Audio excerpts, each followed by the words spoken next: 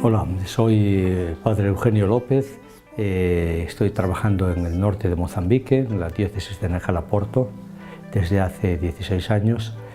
Fui enviado directamente de Madrid hacia Nacala y estoy en este tiempo realizando la misión que recibimos allí los paules.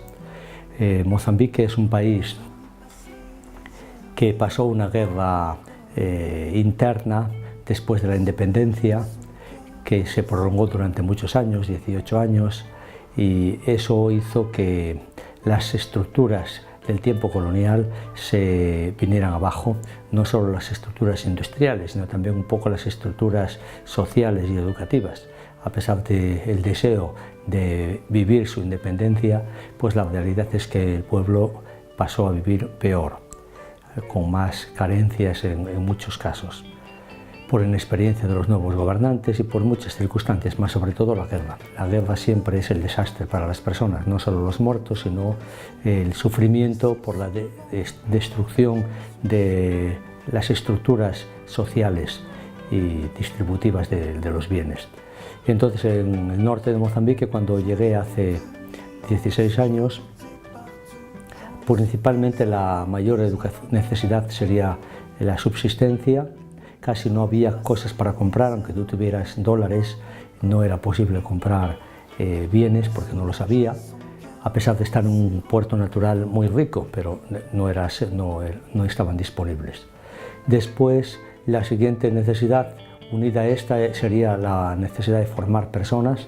Había miles de chicos sin escolarizar y, por tanto, ya alguna escuela primaria que se había iniciado a construir pues se fue completando con otras aulas que ampliaban la oferta educativa en cada una de las escuelas.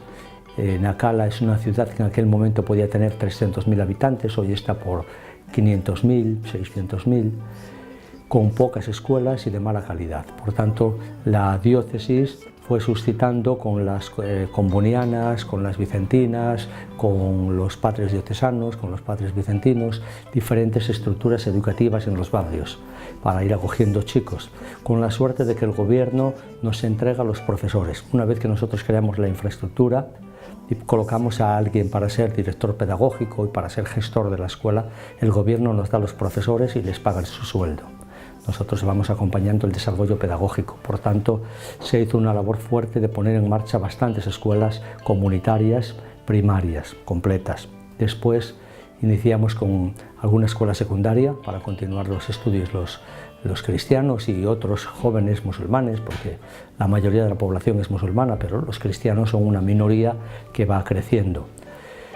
Y posteriormente, también en el campo educativo, hicimos un instituto politécnico para formar técnicos agropecuarios.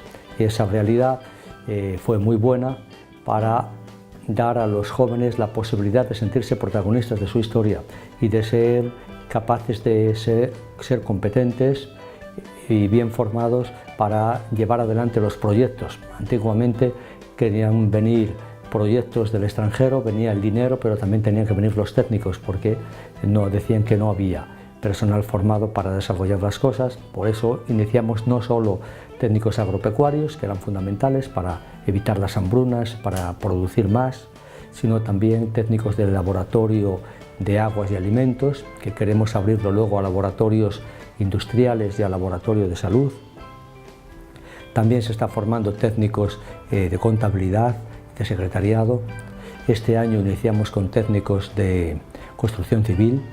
Son un proceso de estudios parecido al que hay en Europa, de 3 años de diferentes módulos que te van dando el nivel 3, nivel 4, nivel 5, y al final de ellos eres un técnico formado de nivel medio que tendrías incluso acceso a ir a la universidad, aunque lo normal es que estos jóvenes formados sean ya técnicos para el mundo productivo.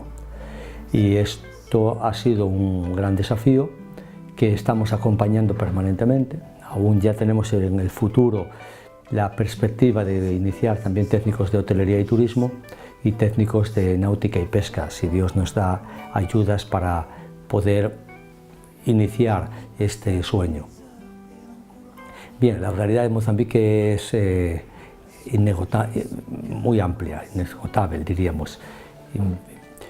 Otra realidad social en la que hay que trabajar es en el tema de la salud, que posiblemente sea el más difícil por los arquetipos culturales que existen de curanderos y de miedo a la fetichería, y muchos miembros de la población prefieren ir a los mecanismos tradicionales para solucionar la salud, y cuando ven que esto no tiene solución, pues entonces van a la medicina formal, oficial, o a los dispensarios de la Iglesia para ser ayudados. A veces se consigue ayudar, a veces no, a veces ya ha avanzado mucho el SIDA o otros problemas. Quiere decir que el hambre y la falta de medios y la falta de costumbres sistematizadas de cuidar a la salud, pues nos lleva a una edad media baja. Estábamos en 52, 53 años, bajó la edad media de la población a 50, y bueno, el tema del SIDA está ahí, galopante, a pesar de que se hace el tratamiento de muchos enfermos que han sido detectados en alguno de los dispensarios de la Iglesia y del gobierno, pero aún hay que trabajar mucho en el tema de salud, que es el tema, diríamos, más lento. Luego hay otros trabajos grandes ya de promoción de la mujer, alfabetización de adultos, educación para la justicia y paz. Pusimos en marcha también una radio comunitaria, Radio Guatana, que significa comunión, donde hay programas culturales, programas formativos y programas evangelizadores, que con la nueva tecnología de la radio pues cubre una superficie muy grande de la diócesis y hace mucho bien, en macúa y en portugués. Y bueno, las tareas luego internas de la Iglesia, que son necesarias, acompañarlas bien para que tenga más calidad. Quiere decir, la Iglesia, cuando se produce la descolonización, la independencia, muchos sacerdotes fueron expulsos, otros salieron por diferentes circunstancias, y las comunidades cristianas se tuvieron que organizar por sí mismas. Allí surgió, por tanto, un movimiento muy interesante de ministerios laicales, donde las comunidades que forman parte de una parroquia, lo normal es que una comunidad tenga una pequeña capilla que ellos han hecho de tamaño reducido, donde se reúnen pues 20, 30, 40 familias, y se reúnen 2 o 3 veces en semana para rezar, para la catequesis, para compartir la vida, visitar a los enfermos. Esa pequeña comunidad tiene una serie de cristianos que forman el consejo de la comunidad y los ministerios laicales internos de la comunidad. Y luego esas diferentes comunidades se agrupan en las parroquias o en zonas pastorales intermedias entre la comunidad y la parroquia, y funcionan. Ahora, siempre es necesario dar formación permanente a los líderes cristianos, esa es la tarea más importante, y a los catequistas para los procesos de catequesis, que son un poco más intensos que los que se pueden vivir en España o en Europa, porque hay que realizar el catecumenado. El catecumenado es coger a un joven o a un adulto que no ha sido bautizado, acompañarle durante 2 o 3 años en los contenidos esenciales de la fe, de la historia de la salvación, de la espiritualidad, de la moral, de la liturgia, y gradualmente a lo largo de esos 3, 4 o 5 años prepararse para recibir el bautismo. Entonces es una tarea bonita, que siempre que haya una presencia de un sacerdote o de un cristiano bien formado, pues es una gran ayuda, ¿no? Bueno, yo creo que la campaña está bien enfocada, diríamos que es pertinente para el contexto actual.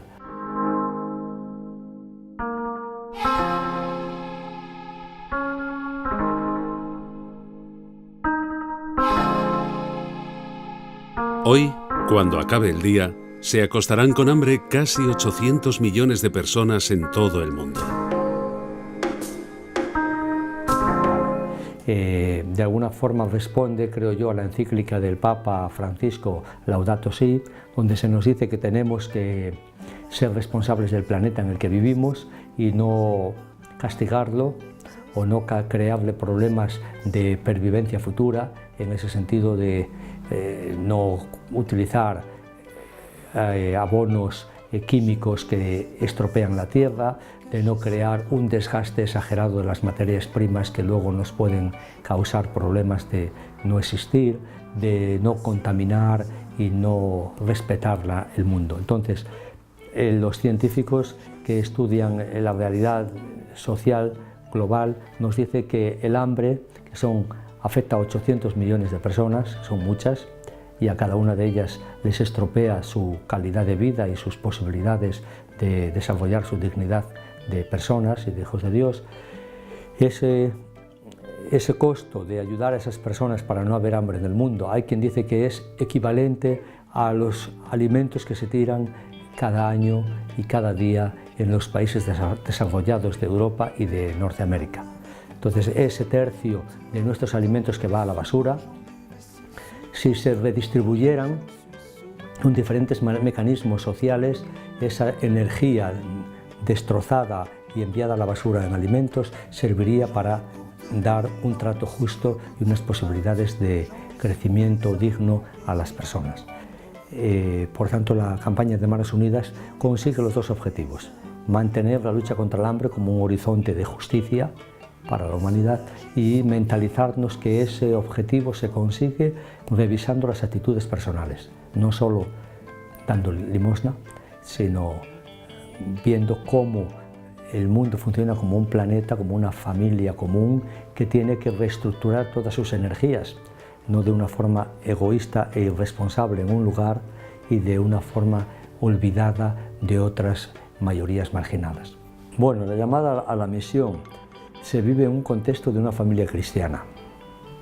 Yo tengo la suerte y la característica de que nací y fui educado en una familia cristiana con una parroquia activa de adolescentes y de jóvenes comprometidos, y en medio de ese ámbito educativo pues nací como un adolescente y un joven, diríamos, normal, que estudié en las escuelas públicas, luego estudié el bachillerato en la Universidad Laboral de Gijón, pero en un ambiente cristiano. Y por tanto, al finalizar el COU, dentro de la síntesis que uno tiene que hacer, pues salieron a veces los deseos de la infancia o de la adolescencia de poder ser sacerdote. Tengo un tío sacerdote y por tanto, y buenas experiencias de iglesia, de comunión eclesial. Y luego, estando trabajando en la pastoral juvenil, me tocó acompañar a laicos misioneros, un buen grupo de laicos misioneros en Honduras, en Bolivia, en Cuba. Y ese acompañamiento de laicos, que algunos llevaban 10 años en misiones, otros 2 años, otros 3, otros eran experiencias más cortas de unos meses, pero el acompañamiento de esos jóvenes, por un lado sus búsquedas vitales y por otro lado el trabajo social que desarrollaban y evangelizador que desarrollaban, pues me hizo abrirme a las misiones. Y por tanto, en algún momento escribí al superior general a decir: yo me gustaría un día colaborar para responder a las necesidades que había visto en concreto en Acala. Y luego, 2 años después de escribir aquella carta de disponibilidad, el superior general me dice: ¿por qué no vienes a Nacala? Y fui a Nacala y allí estoy. Como dice el otro, ocupado, sabiendo dar rienda suelta a las capacidades que uno tiene, viviendo en comunión con la Iglesia y feliz.